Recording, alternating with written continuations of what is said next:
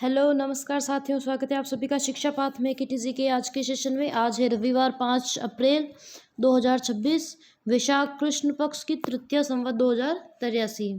आज के सेशन में हम बात करेंगे राजस्थान में राष्ट्रीय जलमार्ग 48 NW48 के विकास के संबंध में मुख्यमंत्री भजनलाल शर्मा की अध्यक्षता में जो एक महत्वपूर्ण बैठक हुई, उनमें क्या क्या निर्णय और क्या क्या निर्देश उनके द्वारा दिए गए, उनके बारे में हम चर्चा करेंगे।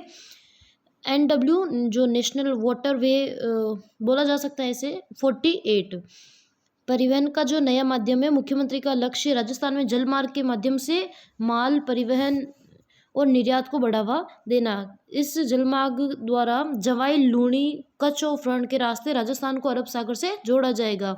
जो जवाई और लूणी नदी है उसके जरिए कच्छ से राजस्थान को अरब सागर से जोड़ा जाएगा। इससे राज्य के उद्योगों को समुद्र तक सीधी पहुंच मिलेगी। अध्ययन की रिपोर्ट के अंतर्गत देखें तो मुख्यमंत्री ने भारतीय अंतर्देशीय जलमार्ग प्राधिकरण IWAI को NW48 पर एक विस्तृत तुलनात्मक रिपोर्ट पेश करने के निर्देश दिए। ट्रैफिक का अनुमान देखें तो जहाजों के माध्यम से होने वाले संभावित माल ढुलाई और ट्रैफिक के आकलन के लिए भी IWAI द्वारा रिपोर्ट मांगी गई है। तकनीकी सहयोग इसके लिए IIT मद्रास द्वारा दिया जा रहा है। इनका तकनीकी सहयोग, IIT मद्रास का तकनीकी सहयोग इसके लिए लिया जा रहा है NW48 के लिए। जलमार्ग से माल ढुलाई सड़क और रेल के मुकाबले सस्ती होने की उम्मीद है, जिससे व्यापारिक लागत में कमी आएगी। निर्यात को बढ़ावा मिलेगा, जिससे पेट्रोकेमिकल्स, खनिज, सीमेंट, केमिकल जैसे उत्पादों का निर्यात आसान हो जाएगा। पड़ोसी राज्यों को भी इससे फ़ायदा मिलेगा, जिससे वो भी इस जलमार्ग का लाभ ले सके। राज्य सरकार ने 27 अक्टूबर 2025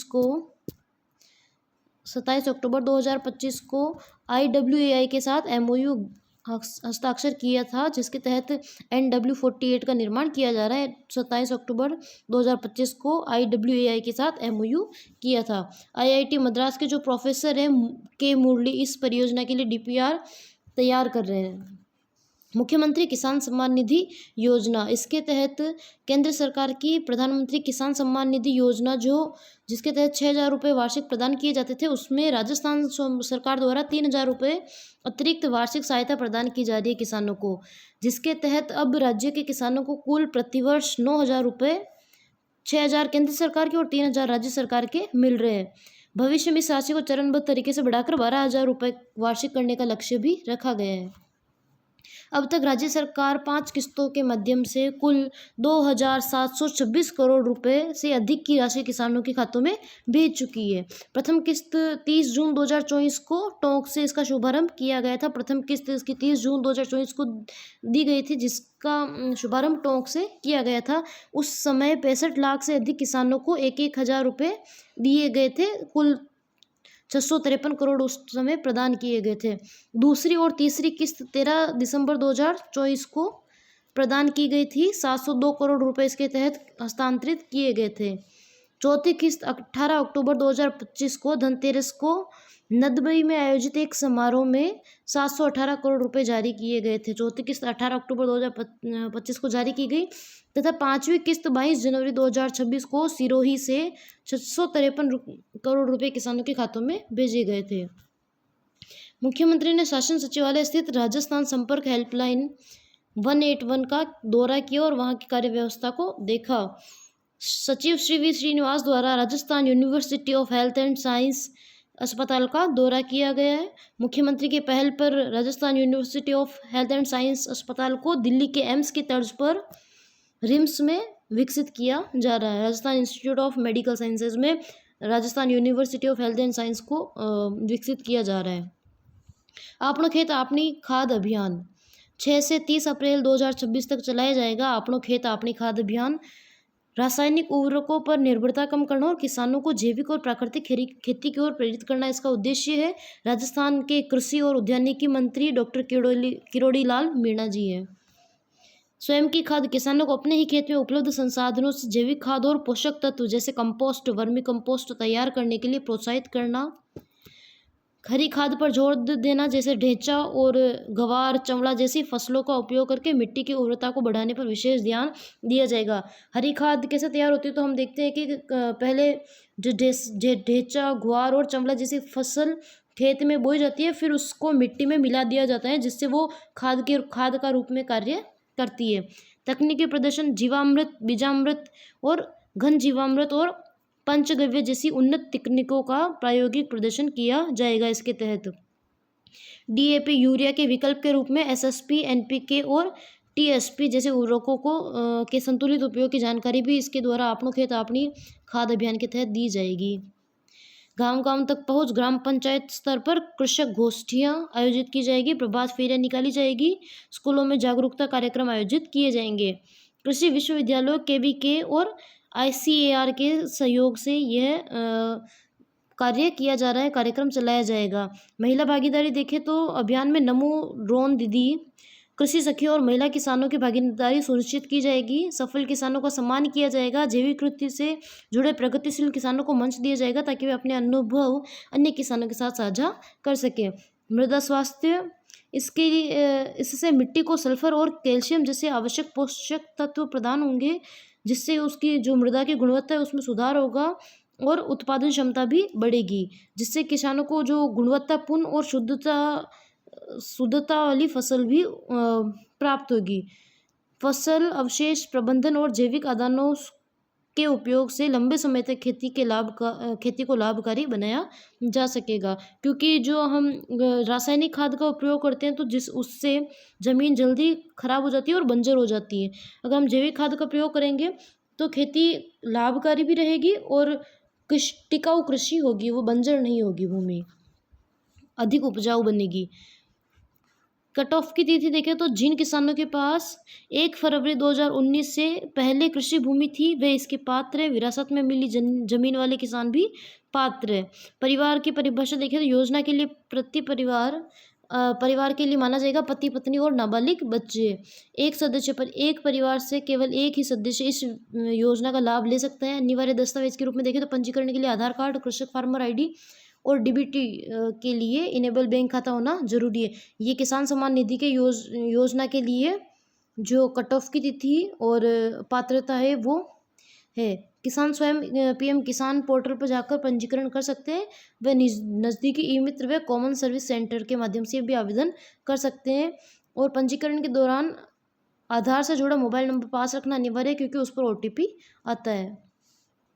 एनसीईआरटी को डीम्ड यूनिवर्सिटी का दर्जा दिया गया है। जो एनसीईआरटी राष्ट्रीय शैक्षिक अनुसंधान एवं प्रशिक्षण परिषद को डीम्ड यूनिवर्सिटी का दर्जा दिया गया है। यह खुद अपनी डिग्री, यूजी, पीजी, पीएचडी और डिप्लोमा प्रदान कर सकेगा। एनसीईआरटी अब अपना पाठ्यक्रम खुद तय कर सकेगा। उससे प्रवेश, एडमिशन व फीस तय करने की भी आज़ादी होगी। पहले एनसीईआरटी यूनिवर्सिटी नहीं थी, तो वह केवल पाठ्यक्रम तैयार करना व विभिन्न विभिन्न योजनाएं, प्रशिक्षण आदि आयोजित करने का उसका कार्य था। अब वो खुद यूजी, पीजी और पीएचडी जैसे डिग्रियां प्रदान कर सकेगा और अपना खुद का पाठ्यक्रम, एडमिशन और उस एडमिशन जो प्रोसेस होती है वो, और उसकी कॉलेज की जो फीस रहेगी उसको तय करने की भी उसकी आज़ादी रहेगी। वह एनसीईआरटी का जो ये तरीका रहेगा वो नो लॉस नो प्रॉफिट के ऊपर रहेगा। डीम्ड यूनिवर्सिटी बनने के बाद एनसीईआरटी देशी विश्वविद्यालयों के साथ साझेदारी कर सकेगा और देश के बाहर भी अपने कैंपस खोल सकेगा। इनमें प्रमुख संस्थान जो शामिल है उनमें हम देखें तो इस प्रस्ताव में एनसीईआरटी के 6 प्रमुख संस्थानों को शामिल किया गया है, जिसमें राजस्थान में केवल एकमात्र अजमेर में जो यूनिवर्सिटी अजमेर कॉलेज है एनसीईआरटी के अधीन आता है। अजमेर, इसके अलावा भोपाल मध्य प्रदेश, भुवनेश्वर ओडिशा, मैसूर कर्नाटक, शिलोंग मेघालय और पंडित सुंदरलाल शर्मा व्यावसायिक शिक्षा संस्थान भोपाल इसके अंतर्गत आता है। राजस्थान में अजमेर जो कॉलेज है वो इसके अंतर्गत आता है।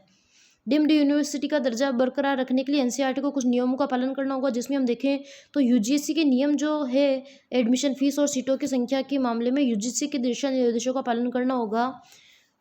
ये नो प्रॉफिट नो लॉस के ऊपर कार्य करेगा। मान्यता और रैंकिंग में देखें तो संस्थान को एनएएसी और एनबीए जैसे संस्थाओं से मान्यता लेनी होगी। हर साल एनआईआरएफ रैंकिंग में भाग लेना होगा। संपत्ति का ट्रांसफर देखें तो बिना सरकार और यूजीसी की अनुमति के संस्थान अपनी संपत्ति या फंड को ट्रांसफर नहीं कर सकेगा। राजस्थान के भरतपुर जिले में इको टूरिज्म और होम स्टे के उभरते रुझान हम देखें तो अब पर्यटन के लिए केवलादेव राष्ट्रीय उद्यान तक सीमित न रहकर ग्रामीण अंचलों तक फैला है, जिसमें पर्यटक अब कंक्रीट के जंगलों, शहरों से निकलकर जो खेतों की हरियाली शुद्ध वातावरण में समय बिताना पसंद कर रहे हैं। जिसके तहत देखें तो जिलों में बोटिंग, जंगलों में ट्रैकिंग और जैविक फार्म हाउसों पर रुकना पर्यटकों की पहली पसंद बना है। होम स्टे कल्चर, भरतपुर शहर के आसपास के गांव में अब तक 10 होम स्टे सेंटर बन चुके हैं जहां विदेशी देशी पर्यटक रुकना पसंद कर रहे हैं। बंद बारेठा नया eco friendly destination. Community based tourism देखें तो प्रशासन बंद बारेठा को एक बड़े पर्यटन केंद्र और कम्युनिटी बेस्ड टूरिज्म मॉडल के रूप में विकसित कर रहा है। योजना ये है कि पर्यावरण सुरक्षित रहे और स्थानीय लोगों को रोजगार अवसर मिल सके।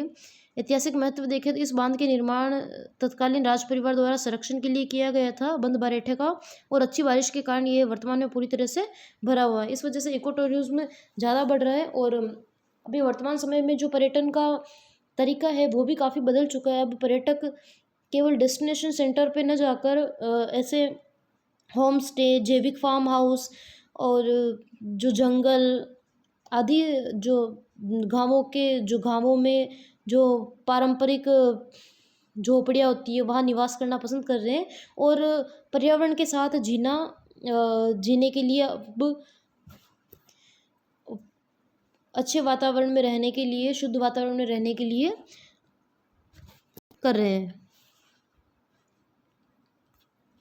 नेक्स्ट हम देखेंगे जैविक फार्म हाउस और भोजन। शुद्धता की मांग, पर्यटकों के बीच जैविक खेती पर आधारित भोजन की मांग बढ़ी है।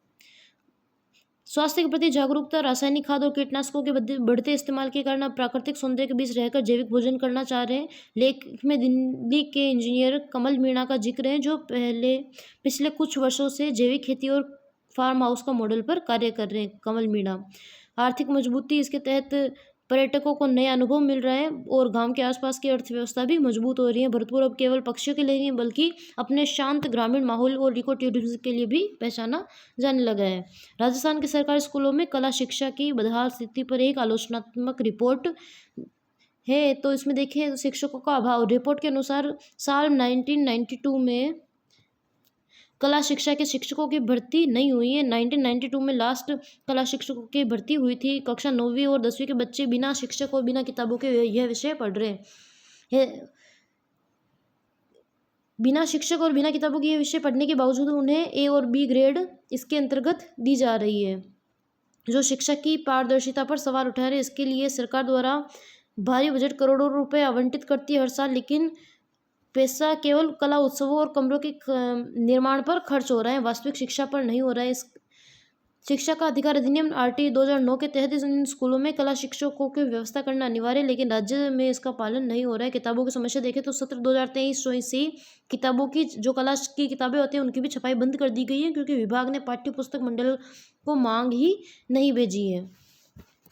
ये सारी रिपोर्ट जो इको टूरिज्म और जो कला शिक्षा है उसके ऊपर ये रिपोर्ट हम एग्ज़ाम की दृष्टि से भी देखें तो, और ये एग्ज़ाम में क्वेश्चन बनने लायक नहीं है, बट हम इस वजह से देखते हैं कि अगर हम आंसर राइटिंग भी करें तो उसमें इन जो फैक्ट है उनको भी हम शामिल कर सकते हैं और राजस्थान में शिक्षा व्यवस्था के ऊपर जो हम जानकारी ले सकें, इस वजह से हमारे द्वारा ये फैक्ट इसमें लिए जाते हैं, ये जानकारी दी जाती है इसमें।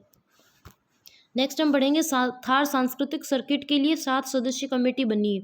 पश्चिमी राजस्थान की समृद्ध और मरुस्थलीय संस्कृति, लोक जीवन और विरासत को अंतर्राष्ट्रीय पहचान दिलाना इसका उद्देश्य है, जिसमें सांस्कृतिक संरक्षण के साथ साथ धार्मिक स्थलों का विकास भी किया जाएगा, जैसे हस्तशिल्प, ग्रामीण जीवन शैली, लोक कला, परंपराओं और खान पान के माध्यम से पर्यटन को बढ़ावा देना। जिनमें थार सांस्कृतिक सर्किट में जोधपुर, जैसलमेर, जालौर, बाड़मेर, बीकानेर 5 डिस्ट्रिक्ट शामिल है। 7 सदस्यीय जो समिति है थार पर्यटन सर्किट, इसके लिए 7 सदस्यीय समिति का गठन किया गया, जिनमें अनवर खान मांगणियार लोक गायक और उपाध्यक्ष राष्ट्रीय जो संगीत नाटक अकादमी बाड़मेर है, अनवर खान मांगणियार इनमें शामिल है। तग्गाराम भील जो लोक वादन शैली जैसलमेर से संबंधित है। कुलदीप कोठारी लोक कला विशेषज्ञ जोधपुर, ये भी इस समिति में शामिल है। सोहनदान चारण जो एक राइटर है, राजस्थानी भाषा के प्रमुख लेखक हैं और विशेषज्ञ भी हैं। भारतीय लोक कला मंडल उदयपुर के निर्देशक, उपनिदेशक पर्यटन स्वागत केंद्र के, और राजस्थान संगीत नाटक अकादमी जोधपुर के जो सचिव है गोमती शर्मा, ये सभी 7 जो इस सदस्य समिति के प्रमुख मेंबर है।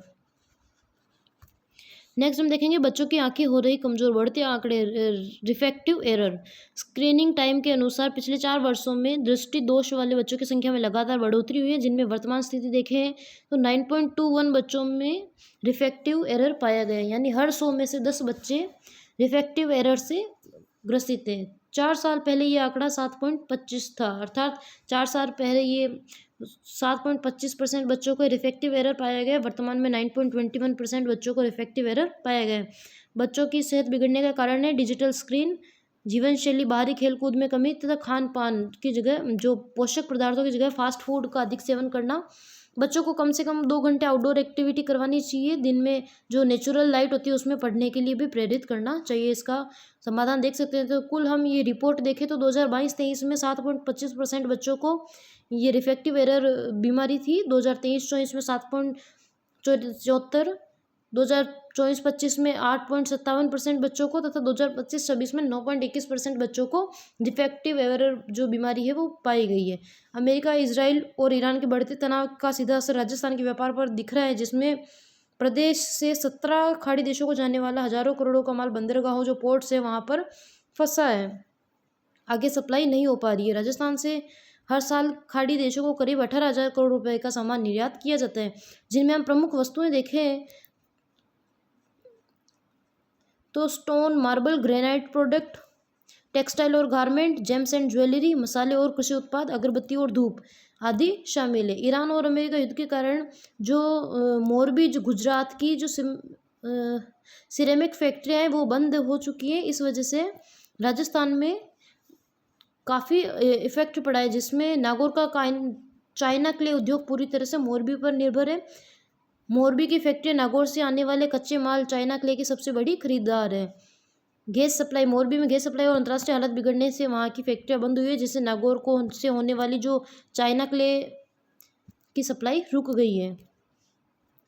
राजकीय विद्यालयों में विद्यार्थियों का शानदार प्रदर्शन रहा है इस 12वीं बोर्ड परीक्षा में। इसके तहत स्टेट टॉपर का शुभकामनाएं दी गई हैं मुख्यमंत्री जी द्वारा, जिनमें सोनू मेहरा जो साइंस स्ट्रीम में 99.80% उन्होंने बनाए। राजकीय उच्च माध्यमिक विद्यालय जयपुर से संबंधित है वो। और आर्ट्स में नव्या मीणा ने 99.60% के साथ राजकीय उच्च माध्यमिक विद्यालय लुणियावास बांधल जयपुर से संबंधित है। ये स्टेट के दोनों टॉपर रहे हैं।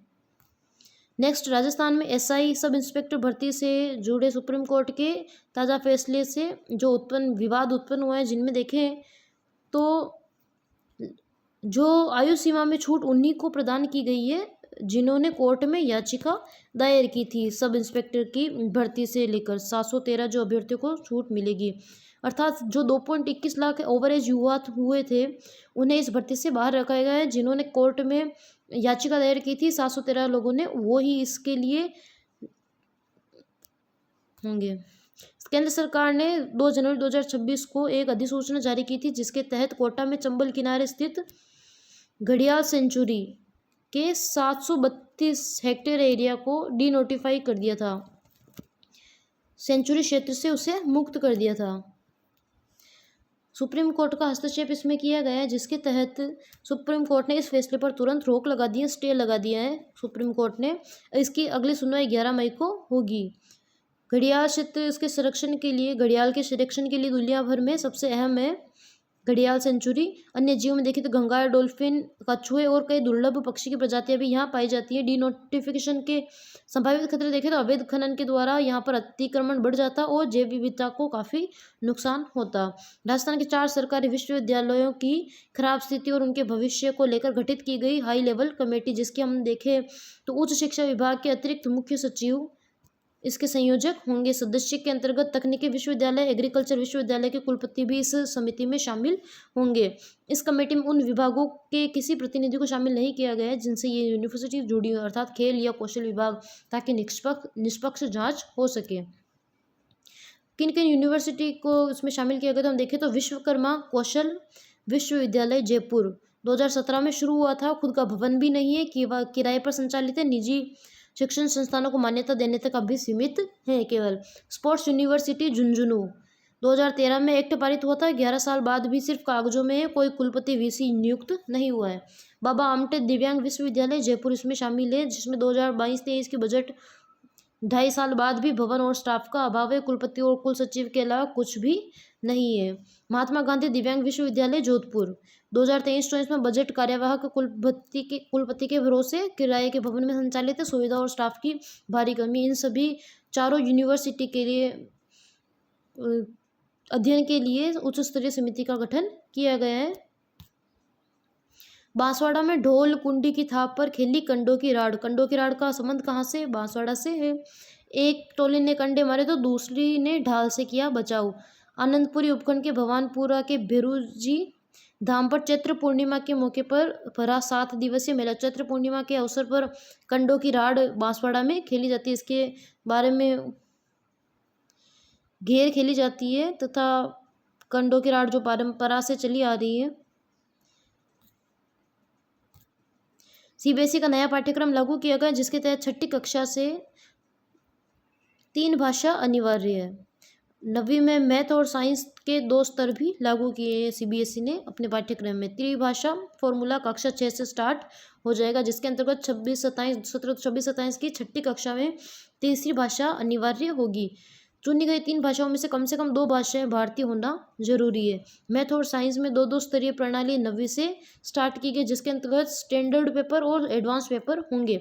स्टैंडर्ड पेपर के अंतर्गत हम देखें तो 80 अंक का सामान्य पेपर होगा, जो सभी के लिए कंपलसरी होगा। एडवांस पेपर जो छात्र रुचि रखते हैं उस मैथ में, तो वे 25 अंक का अतिरिक्त एडवांस पेपर दे सकते हैं। अर्थात इसका एडवांस पेपर का टोटल होगा 25 अंक और स्टैंडर्ड पेपर का 80 अंक होगा। एडवांस पेपर के कुल अंक प्रतिशत में नहीं जुड़ेंगे, लेकिन 50% से अधिक अंक आने पर मार्कशीट में इसका अलग से उल्लेख किया जाएगा। एआई अब अनिवार्य विषय 9वीं और 10वीं में शामिल किया गया है और कंप्यूटेशनल थिंकिंग को भी 9वीं और 10वीं की कक्षा में अनिवार्य बना दिया गया है सीबीएसई द्वारा।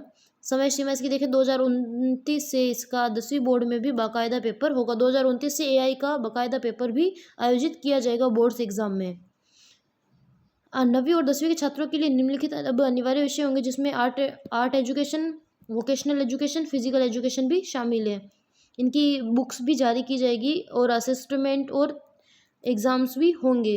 आर्ट और फिजिकल एजुकेशन वर्तमान में स्कूल आधारित मूल्यांकन होगा। व्यावसायिक शिक्षा इसकी परीक्षा 27-28 से शुरू होगी और बोर्ड परीक्षा एआई जैसे विषय पर बोर्ड का पेपर 2029 से लागू होगा। राजस्थान में ईवी इंफ्रास्ट्रक्चर का विस्तार किया गया, जिसके तहत Easycon build project private limited द्वारा 50 डीसी फास्ट चार्जर स्थापित किए जाएंगे। प्रदेश में 50 डीसी फास्ट चार्जर स्थापित किए जाएंगे Easycon build project private limited द्वारा, जिसके तहत उद्देश्य है किफ़ायती ईवी चार्जिंग सुविधा प्रदान करना और इलेक्ट्रिक मोबिलिटी को मजबूती देना।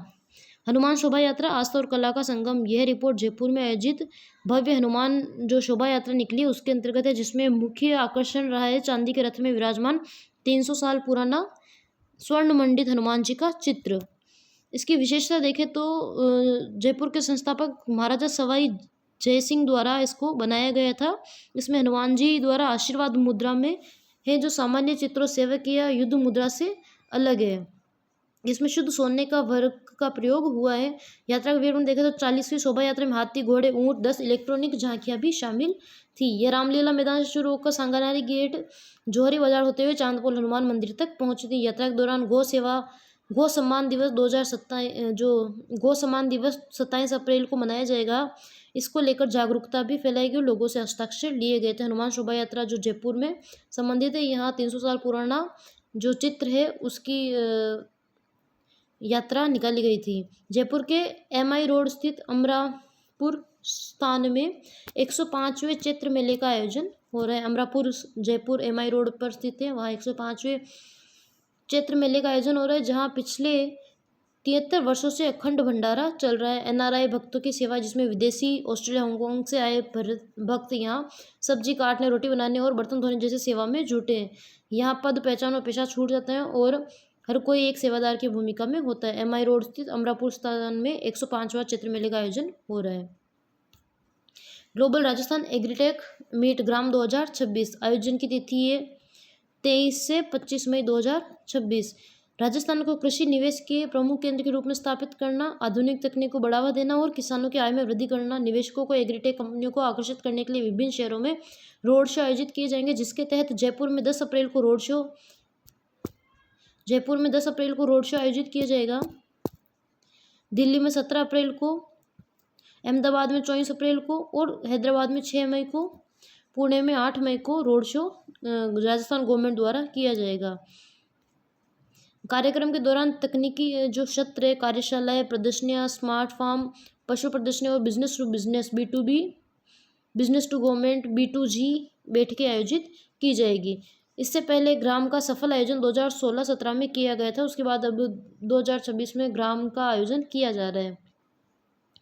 राज्य के सभी जिलों से 75,000 से अधिक किसानों के शामिल होने की उम्मीद है। इसमें 250 से अधिक प्रदर्शक भारत सहित विदेशों, दक्षिण एशिया, यूरोप, ऑस्ट्रेलिया, उत्तर और दक्षिणी अमेरिका के 100 से अधिक कंपनियों के प्रतिनिधि इसमें भाग ले सकने की योजना है। मुख्यमंत्री की अध्यक्षता में डेयरी विकास को लेकर महत्वपूर्ण बैठक आयोजित की गई, जिसके मुख्य तथ्य हम देखें तो सरस को एक राष्ट्रीय ब्रांड के रूप में विकसित करना और इसके लिए प्रमुख धार्मिक और पर्यटन स्थलों पर देश के सरस के आउटलेट्स खोलना। हमने पहले भी जानकर ली थी, जिसमें अयोध्या और महाकाल आदि स्थानों पर सरस के आउटलेट्स खोले जाएंगे। डेयरी इंफ्रास्ट्रक्चर के विकास के लिए बजट में 2,000 करोड़ रुपए के Rajasthan cooperative dairy infrastructure development fund की घोषणा की गई है। 2,000 करोड़ रुपए के Rajasthan cooperative dairy infrastructure development fund की घोषणा भी बजट में की गई थी। मिलावट के विरुद्ध जीरो टॉलरेंस और दूध उत्पादों में शुद्धता सुनिश्चित करने के लिए सख्त रूप अपनाया जाएगा। मिलावट करने वालों के खिलाफ कड़ी कार्यवाही और औचक निरीक्षण जो इंस्पेक्शन होगा वो किए जाएंगे। तकनीकी सुदृढ़ीकरण देखें तो आधुनिक मिल्क टेस्टिंग मशीनों और रियल टाइम मॉनिटरिंग सिस्टम लागू किया जाएगा। राजस्थान में पशुपालन एवं डेयरी मंत्री जोराराम जी कुमावत हैं। मुख्यमंत्री के वन एवं पर्यावरण विभाग के साथ हुई अहम बैठक में देखें मिशन हरियालो राजस्थान के तहत तो आगामी मानसून सीजन में 10 करोड़ पौधे लगाने का लक्ष्य रखा गया है। इस वर्ष 10 करोड़ पौधे लगाने का लक्ष्य रखा गया है। दीर्घकालीन विजन है 2024 से 2028 तक 5 वर्षों में कुल 50 करोड़ पौधेरोपण करने का लक्ष्य रखा गया है। अर्थात जो राजस्थान गवर्नमेंट के 5 वर्षों के अंतर्गत 50 करोड़ पौधे लगाने का लक्ष्य रखा गया है। मुख्यमंत्री ने निर्देश दिए कि मानसून से पहले स्थानों का चयन किया जाएगा, फेसिंग की जाएगी, गड्ढे खोदने जैसी क्रिया की जाएगी। पौधारोपण का कार्य 5 जून विश्व पर्यावरण दिवस से शुरू होकर जुलाई सितंबर में तक होगा। नमो नर्सरी तैयार की जाएगी। इसके तहत नमो नर्सरी प्रदेश के प्रत्येक जिले में नमो नर्सरी स्थापित की जाएगी। इसके बाद चरणबद्ध तरीके से पंचायत समिति स्तर पर इसे विकसित किया जाएगा। उदयपुर, सिरोही और बांसवाड़ा में चंदन वन विकसित किए जाएंगे और उनके लिए स्थानों का चिन्हितकरण किया जाएगा। गुल्लर का वृक्षारोपण किया जाएगा। विभाग को गुल्लर के पेड़ लगाने के निर्देश भी दिए गए। ड्रोन सीडिंग की जाएगी। जो पहाड़ी और दुर्गम वन क्षेत्र है वहाँ बीज छिड़कने के लिए ड्रोन सीडिंग की जाएगी। वृक्ष मित्रों का सहयोग लिया जाएगा। इस महाअभियान में स्थानीय वृक्ष मित्रों और जनता की सक्रिय भागीदारी सुनिश्चित की जाएगी। रेलवे और राजमार्ग देखें तो भारतीय रेलवे की संपत्ति और सार्वजनिक निर्माण विभाग PWD की सड़कों के किनारे पौधरोपण के लिए समन्वय बिठाया गया है। ड्रोन सीडिंग, पहाड़ी और दुर्गम क्षेत्रों में बीज छिड़कने के लिए ड्रोन सीडिंग, वृक्ष मित्रों का सहयोग लिया जाएगा। मुख्य सचिव द्वारा मॉनिटरिंग की जाएगी। इसके लिए मुख्यमंत्री जी द्वारा मुख्य सचिव को अभियान की निरंतर निगरानी करने के निर्देश दिए गए। पानी की व्यवस्था देखें तो टैंकर, ड्रिप और सिंचाई जैसी संसाधनों का प्रयोग किया जाएगा। पिछली उपलब्धियां देखें तो 2024 में 7 करोड़ के लक्ष्य के मुकाबले 7.22 करोड़ और 2025 में 10 करोड़ के मुकाबले 11.74 करोड़ रुपए से अधिक का पौधारोपण गवर्नमेंट द्वारा किया गया है। अर्थात उन्होंने 2024 में लक्ष्य रखा था 7 करोड़ का और 7.22 करोड़ पौधे उन्होंने पौधारोपण किया है, जबकि 2025 में उन्होंने लक्ष्य 10 करोड़ का रखा था और 11.74 करोड़ के पौधारोपण उन्होंने किए।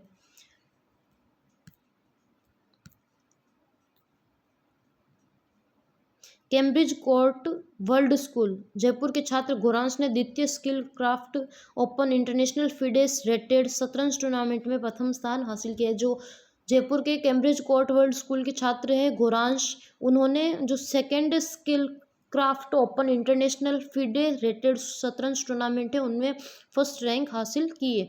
कोटा यूनिवर्सिटी के पूर्व कुलपति प्रोफेसर B.M. शर्मा को गांधीवादी बृजकिशोर सिंह पुरस्कार 2024 से सम्मानित किया। बृजकिशोर सिंह पुरस्कार 2024 से B.M. शर्मा को सम्मानित किया है। तो ध्यान रख सकते बृजकिशोर सिंह B.M. शर्मा।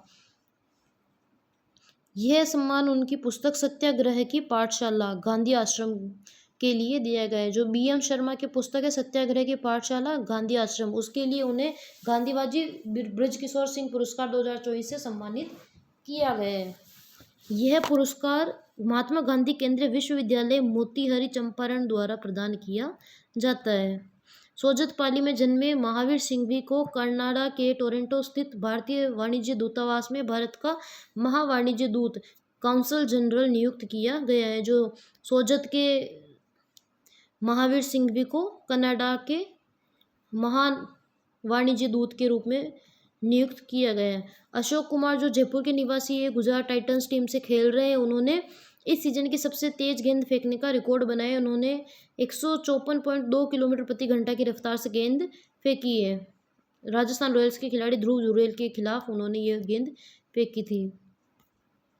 ताल छापर अभ्यारण्य जसवंतगढ़ के मिनी ताल छापर वेटलैंड में सर्दियों के दौरान आए विदेशी पक्षी अब गर्मी की शुरुआत के साथ अपने मूल स्थानों की ओर लौटने लगे। यहाँ मुख्य रूप से कुर्जा सहित कई तरह के विदेशी पक्षी देखे गए, जिनमें देखे तो साइबेरिया, कजाकिस्तान और रूस जैसे ठंडे देशों से करीब 8,000 किलोमीटर की लंबी उड़ान भरकर राजस्थान पहुंचते हैं, जिसमें जसवंतगढ़ वेटलैंड का महत्व है। इस वर्ष जसवंतगढ़ वेटलैंड विकसित होने के कारण यहाँ पहली बार बहुत बड़ी संख्या में प्रवासी पक्षी पहुंचे हैं, जिनमें 10,000 से अधिक विदेशी और जलीय पक्षियों ने यहाँ अपना बसेरा बनाया था। इन परिंदों ने पिछले 4 महीनों में यहाँ डेरा जमा रखा था और अब अपने वतन की ओर वापसी कर रहे हैं। राजस्थान के बांसवाड़ा में गोविंद गुरु ट्राइबल यूनिवर्सिटी में एक राष्ट्रीय संगोष्ठी का आयोजन किया गया था। व्याख्यानमाला का आयोजन BVM शिक्षण संस्थान में पन्नालाल नागर की स्मृति में एक व्याख्यानमाला का आयोजन भी किया गया था। इसमें मुख्य अतिथि पंजाब के राज्यपाल गुलाबचंद कटारिया इन दोनों कार्यक्रमों में शामिल हुए थे। स्थानीय लोगों ने राज्यपाल कटारिया को लाइटिंग वाली माला पहनाई थी, इस वजह से ये चर्चा में रहा है। 14 साल तक की उम्र के बच्चों में भिक्षावृत्ति के मामले में राजस्थान देश भर में दूसरे नंबर पर है। अर्थात 14 साल तक की उम्र के बच्चे जो भीख मांग रहे हैं, उनमें राजस्थान पूरे भारत में दूसरे रैंक पर आता है, जिनमें राजस्थान में इनकी संख्या 7,167 इनकी संख्या है। दूसरे स्थान है 7,167 कुल टोटल बच्चे हैं 14 साल की उम्र के जो भीख मांग रहे हैं राजस्थान में। यह जानकारी 2011 की जनगणना और भारत के महारजिस्ट्रार की वेबसाइट पर उपलब्ध आंकड़ों के आधार पर राज्य मंत्री BL वर्मा द्वारा दी गई है। केंद्रीय सामाजिक न्याय एवं अधिकारिता मंत्रालय द्वारा राज्यसभा में ये जानकारी दी गई थी। राज्यसभा में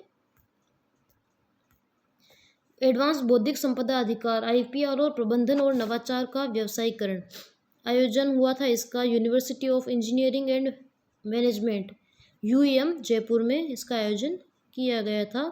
वित्त पोषण दिया गया है इस कार्यशाला को वित्त पोषण राज्य सरकार के विज्ञान एवं प्रौद्योगिकी विभाग DST द्वारा वित्त पोषित किया गया। एडवांस बौद्धिक संपदा अधिकार IPR और नवाचार का व्यवसायीकरण विषय पर university of engineering and management Jaipur में कार्यशाला आयोजन किया गया था, जिसे वित्त पोषित राजस्थान के विज्ञान और प्रौद्योगिकी विभाग द्वारा किया गया है। लोकसभा अध्यक्ष ओम बिरला ने 256 करोड़ रुपए की लागत से बनने वाले हाई लेवल ब्रिज का शिलान्यास किया। यह ब्रिज कोटा के इटावा खंड में चंबल नदी पर डीपरी और चाणदा खुर्द के बीच बनेगा।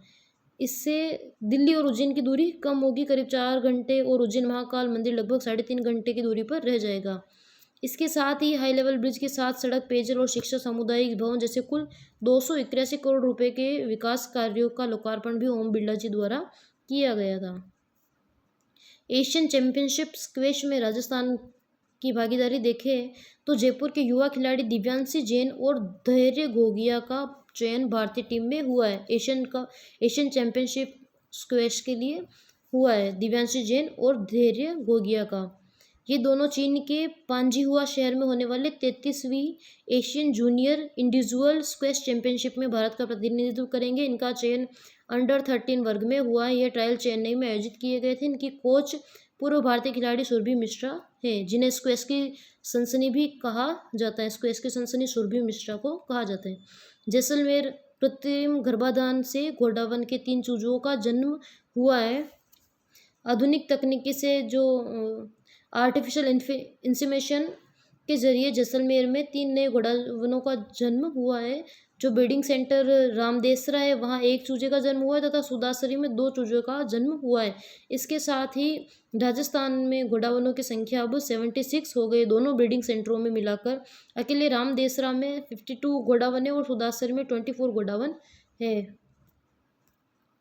कस्तूरबा गांधी बालिका आवासीय विद्यालय है, वहाँ प्रवेश नीति में प्रमुख बदलाव किए गए, जिसके तहत 5% सीटें आरक्षित की गई हैं विशेष बालिकाओं के लिए।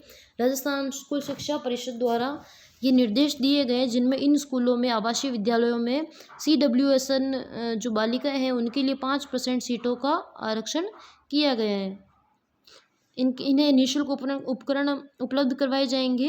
वे मेवात क्षेत्र जो KGBB स्कूलों के साथ मेवात बालिका आवासीय एवं वैकल्पिक शिक्षा केंद्रों में भी यह लागू होगा। इसके तहत सभी शिक्षा जो शाला प्रधान है उन्हें निर्देश दिए गए और समावेशी शिक्षा के लिए यह एक महत्वपूर्ण कदम है। तनोट माता मंदिर जैसलमेर, यहाँ जैसलमेर जो सरहद है वहाँ से 18 किलोमीटर पहले स्थित है और BSF जवानों की आस्था का केंद्र है। यहाँ पूजा भी BSF जवानों द्वारा की जाती है। इसका निर्माण राजपूत राव तनुजी ने विक्रम संवत 787 में करवाया था। 1965 और 1971 के युद्धों में पाकिस्तानी बमबारी के बावजूद यह क्षेत्र सुरक्षित रहा। मंदिर परिसर में 450 जिंदा बम आज भी रखे हुए हैं। मई 2025 में ऑपरेशन सिंदूर के दौरान भी ड्रोन मिसाइलों से मंदिर को कोई नुकसान नहीं हुआ। लोग रुमाल बांधकर मन्नत मांगते हैं और पूरी होने पर यहाँ आकर खोलते हैं। इस वजह से इन्हें रुमाली देवी के नाम से भी जाना जाता है। एशियन वाटर बर्ड सेंसस 2026, इसके लिए राज्य में 117 आर्द्र भूमि का सर्वेक्षण किया गया है, जिनमें प्रजातियों की कुल संख्या देखें तो 112 प्रजातियां राजस्थान में जल पक्षियों की पहचान की गई है। 112 जो जल पक्षियों की प्रजातियों की पहचान राजस्थान में की गई है, जिसमें हम देखें तो लेज़र फ्लेमिंगो 1,46,650 से अधिक है। ग्रेटर फ्लेमिंगो 37,000 से अधिक है और common coot 2,280, cattle egret 2,200, northern shoveler 1,870, little cormorant 1,860। दुर्लभ प्रवासी पक्षियों में देखें तो Dalmatian pelican, Indian skimmer, eastern imperial eagle और बार हेडेड गूज, ग्रीलग गूज और सांबल जीरो और केवलादेव राष्ट्रीय उद्यान दोनों जो पक्षियों के लिए आकर्षण के मुख्य केंद्र रहे हैं। राजस्थान तारबंदी योजना 2025-26 के तहत हम देखें तो छोटे किसानों के हित में योजना की शर्तों को आसान बना दिया गया, जिनमें पात्रता में बड़ा बदलाव किया गया है। जिनमें पहले 1.5 हेक्टेयर वाली भूमि के किसानों को यह अनुदान दिया जाता था, जिसके तहत अब 0.5 हेक्टेयर भूमि होने पर भी किसानों को इस योजना का लाभ मिलेगा। सामान्य किसानों में देखें तो 400 मीटर लंबाई तक की लागत का 50% अधिकतम 40,000 रुपये प्रदान किए जाएंगे। लघु सीमांत किसानों को 400 मीटर लंबाई तक की जो तारबंदी है उसके लिए 60% या 48,000 का अनुदान दिया जाएगा। सामुदायिक समूह द्वारा अर्थात 10 या अधिक किसान यदि मिलकर 5 हेक्टेयर के क्षेत्र में तारबंदी करते तो उसकी लागत का 70% या अधिकतम 56,000 प्रति किसान दिया जाएगा। यदि किसी किसान के पास 0.5 हेक्टेयर जमीन नहीं है तो वे पड़ोसियों के साथ मिलकर 2 या अधिक किसान आवेदन कर सकते हैं। तारबंदी योजना में ये आसान शर्तें रखी गई है। राजस्थान हाईकोर्ट की खंडपीठ द्वारा राजस्थान जो SI भर्ती 2021 की पूरी चयन प्रक्रिया को रद्द कर दिया गया है। पर भर्ती परीक्षा 2021 को पूरी तरह से रद्द करके अब नए सिरे से परीक्षा कराने का आदेश रखा गया है। आयु सीमा में छूट दी गई है। प्रभावित अभ्यर्थियों को अगली परीक्षा में अधिकतम आयु की सीमा में छूट देने के निर्देश दिए गए हैं। तो आज का सेशन हमारा यही समाप्त होता है। अब हम करेंगे कल के सेशन का रिवीजन। लास्ट हमने 3 अप्रैल को क्लास ली थी, उसमें गुड फ्राइडे मनाया गया था। आज ईस्टर संडे, ईस्टर संडे जिस दिन ईसा मसीह का पुनर्जन्म हुआ था, ईस्टर संडे के रूप में मनाया जाता है। माय भारत डिजिटल प्लेटफॉर्म को समीक्षा बैठक आयोजित की गई। इसके लिए 17 लाख से अधिक युवाओं को इस प्लेटफॉर्म में रजिस्ट्रेशन किया है उन्होंने। इसके तहत विकसित भारत यंग लीडर्स डायलॉग, विकसित भारत युवा क्वेस्ट, भारत पद यात्राएं, नशा मुक्त फॉर विकसित Bharat, young professional round table और माय भारत बजट क्वेस्ट जैसे विभिन्न कैंपेन और कार्यक्रम आयोजित किए जा रहे हैं। मुख्यमंत्री ने जो विकसित यंग भारत लीडर से भी संवाद किया। श्रीनिवास और यंग लीडर्स इस बैठक में उपस्थित थे। राजस्थान के जो 12वीं के छात्र हैं उनका सम्मान किया गया मदन दिलवर जी द्वारा।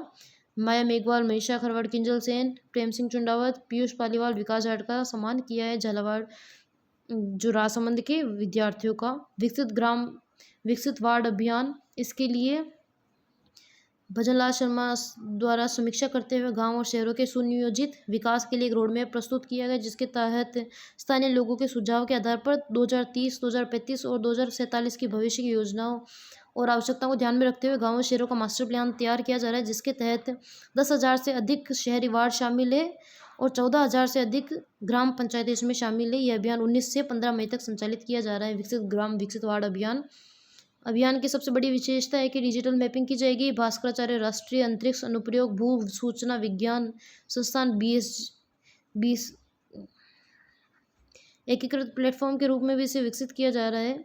पारदर्शिता बढ़ेगी, जिससे और संसाधनों का बेहतर उपयोग होगा। अधिकारियों को निर्देश दिए गए हैं कि मुख्यमंत्री विकसित शहर अभियान 2026, इस अभियान का मुख्य नारा है जन जन की भागीदारी, विकसित शहर की तैयारी। इसका उद्देश्य विकसित राजस्थान 2047 के विजन को साकार करना है, जिसके तहत त्रिस्तरीय ढांचा तैयार किया जाएगा। अल्पकालीन योजना 3 वर्ष की रहेगी, मध्यकालीन योजना 8 वर्ष की रहेगी और दीर्घकालीन योजना वर्ष 2047 तक की रहेगी। GIS ज्योग्राफिक इंफॉर्मेशन सिस्टम द्वारा मानचित्रण किया जाएगा और उसका डिजिटल स्वरूप तैयार किया जाएगा। राजधरा प्लेटफॉर्म को भी और SSO द्वारा इसका उपयोग किया जाएगा। वह इस प्रक्रिया को सशक्त बनाने के लिए इनका प्रयोग होगा। डायनेमिक प्रोफाइल बनाई जाएगी, तत्काल अपलोड किया जाएगा वार्ड सभाओं के प्रस्तावों को और डिजिटल प्लेटफॉर्म पर अपलोड किया जाएगा। स्थानीय लोगों के सुझाव के लिए सुझाव पेटियां लगाई जाएगी। 19 से 15 मई तक ये आयोजित किया जा रहा है। राजस्थान सरकार को केंद्र सरकार से वित्तीय सहायता को में रिकॉर्ड वृद्धि हुई है, जिसके तहत राजस्थान को टोटल 1,20,369 करोड़ रुपए जो केंद्र सरकार द्वारा मिले हैं, जो पिछले वर्षों की तुलना में काफ़ी अधिक है। केवल मार्च महीने में 19,000 करोड़ रुपए की बड़ी राशि राज्य को प्राप्त हुई है, जिसके तहत हम देखें शासकीय योजना में 10,548 करोड़ रुपए गवर्नमेंट को केंद्र सरकार से मिले। चिकित्सा एवं स्वास्थ्य में 2,693 करोड़ रुपए, समग्र शिक्षा अभियान के तहत 2,972 करोड़ रुपए। इसके अलावा स्कूलों के निर्माण के लिए 409 करोड़ रुपए, सड़क निधि द्वारा सड़क के विकास के लिए 1,694 करोड़ रुपए। पिछली सरकार के अंतिम वर्षों के अनुदान से 140 करोड़ रुपए अधिक है। अन्य जो वित्तीय विवरण देखें तो SNS स्पर्श योजना के संचालन के लिए 13,658 करोड़ रुपए जारी किए गए हैं केंद्र सरकार द्वारा। राजस्थान ने इस क्षेत्र में देश के अग्रणी राज्यों में रहा है SNS स्पर्श में, जिससे फलस्वरूप केंद्र सरकार ने 350 करोड़ रुपए की प्रोत्साहन राशि भी गवर्नमेंट को प्रदान की है। वित्त आयोग की सिफारिशें अन्य केंद्रीय योजनाओं और सिफारिशों के तहत 15,667 करोड़ रुपए भी प्राप्त हुए। जोधपुर एम्स में एक बड़ी उपलब्धि हासिल की है, जिसमें हंसने वाली दुर्लभ मिर्गी लाफिंग एपिलेप्सी का सफल ऑपरेशन किया है, जिसे मेडिकल भाषा में हाइपोथैलेमिक हेमाट्रोमा भी कहा जाता है। इसके लिए एम्स जोधपुर में 2 से 14 वर्ष की आयु के 4 बच्चों का ऑपरेशन कर उन्हें दौरे से मुक्त किया है। राजस्थान विद्युत विनियामक आयोग द्वारा नए टैरिफ के आदेश जारी किए हैं, जिसमें 1.75 करोड़ बिजली उपभोक्ताओं के लिए राहत की घोषणा की गई है। जो बिजली की दरें यथावत रखी गई है, सेम रखी गई, उनमें कोई परिवर्तन नहीं किया गया है। EV चार्जिंग हुई सस्ती। फिक्स चार्ज जो होता है इलेक्ट्रॉनिक वाहनों के जो चार्जिंग स्टेशनों पर, उसे समाप्त कर दिया गया। पहले 150 रुपये प्रति किलोवाट फिक्स चार्ज लिया जाता था। मध्यम श्रेणी के औद्योगिक उपभोक्ताओं के लिए 6.5 रुपये प्रति यूनिट से घटाकर 6 रुपये प्रति यूनिट कर दिया गया है। स्ट्रीट लाइट कनेक्शनों पर टाइम ऑफ डे TOD की शर्तों से छूट दी गई है। ट्रांसफार्मर छूट दी गई है। 50 की वजह से ज़्यादा डिमांड वाले बड़े कनेक्शनधारियों को ट्रांसफार्मर लगाने पर छूट दी गई है। अब 2 की बजाय 3 बार तक छूट दी गई है। रूफटॉप सोलर के लिए नेट बिलिंग की व्यवस्था जारी की जाएगी। रेगुलेटरी सरचार्ज की वसूली को जारी रहेगा जो पहले होती थी। लागू होने की तिथि 1 अप्रैल से लागू माना जाएगा। राष्ट्रीय स्तर पर डीजीपी आईजीपी कॉन्फ्रेंस का आयोजन हुआ जयपुर में। उसके तहत राजस्थान में अपराध और कानून व्यवस्था को बेहतर बनाने के लिए एक बड़ा प्रशासनिक बदलाव किया गया, जिसमें अब आईपीएस और आरपीएस अधिकारी एक एक पुलिस थाना गोद लेंगे और वहाँ के जो समस्त कार्यों के लिए उन्हें जिम्मेदार माना जाएगा। यदि कोई थानाधिकारी या कोई पुलिसकर्मी कोई रिश्वत लेता है तो उसके लिए जवाबदेही उन संबंधित आईपीएस या आरपीएस अधिकारी की होगी। अगर वह थाना अच्छा काम करता है तो उसके लिए भी वही जिम्मेदार माने जाएंगे। ये थाने गोद लेने की प्रक्रिया उन आईपीएस और आरपीएस अधिकारियों को दी जाएगी जिन्होंने अपने सेवा काल के 10 वर्ष पूर्ण कर लिए। जोधपुर सूर्य नगरी के प्रसिद्ध धींगा गवर मेले का आयोजन 5 अप्रैल को किया जाएगा। आज किया जाएगा जोधपुर परकोटा क्षेत्र में। इसके तहत बेतमार का भी आयोजन किया जाता है, जिसमें महिलाएं भेष बदलकर हाथों में छड़ी लेकर निकलती हुए राहगीरों पर हल्का प्रहार करती हैं। मान्यता है कि इससे अविवाहित युवकों का जल्दी विवाह होता है।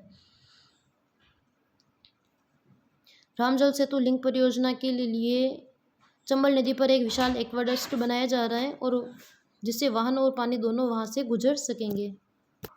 इस एक्वाडक्ट के निर्माण के लिए 2300 करोड़ रुपए की लागत आएगी, जिसमें 250 क्यूबिक मीटर प्रति सेकंड का पानी का प्रवाह इसमें होगा। नवरेरा बेरा से आने वाला पानी इस एक्वाडक्ट के जरिए मेजबान तक पहुंचाया जाएगा।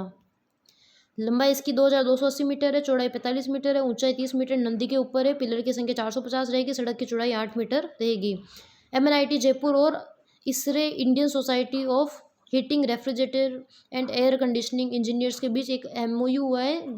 चेन्नई में ये MOU किया गया है, जिसके तहत कूलिंग सेक्टर में तकनीकी विकास करना इसके मुख्य बिंदु है। Energy efficiency, indoor air quality सुधार करना और पर्यावरण संरक्षण करना। जयपुर में जनरल के सुंदर जी मेमोरियल लेक्चर का 6वां संस्करण आयोजन किया गया जयपुर सैन्य स्टेशन स्थित सप्तशक्ति ऑडिटोरियम में। ऑटिज्म एक एहसास का आयोजन किया गया था विश्व ऑटिज्म दिवस के अवसर पर SMS मेडिकल कॉलेज जयपुर में। इंडियन एथलेटिक्स सीरीज 2 का आयोजन 5 अप्रैल से SMS स्टेडियम में किया जाएगा, जिसके अंतर्गत कुल 13 इवेंट होंगे और सीनियर और अंडर 20 महिला पुरुष दोनों इसमें भाग लेंगे। 100 metre, 200 metre, 400 metre, 1500 metre, 3000 metre की इसमें प्रतियोगिताएं होगी। लंबी कूद, तिहरी कूद, ऊंची कूद, पोल वॉल्ट, गोला फेंक, जेवलिन थ्रो, हैमर थ्रो आदि आयोजन किए जाएंगे। राजस्थान स्वास्थ्य विज्ञान विश्वविद्यालय RUHS के 11वें दीक्षांत समारोह का आयोजन 24 अप्रैल को किया जाएगा बिरला ऑडिटोरियम जयपुर में, जिसमें 17 में से 12 गोल्ड मेडल बेटियों ने जीते। 8वें दीक्षांत समारोह में सभी मेडल बेटियों ने हासिल किए थे। 2000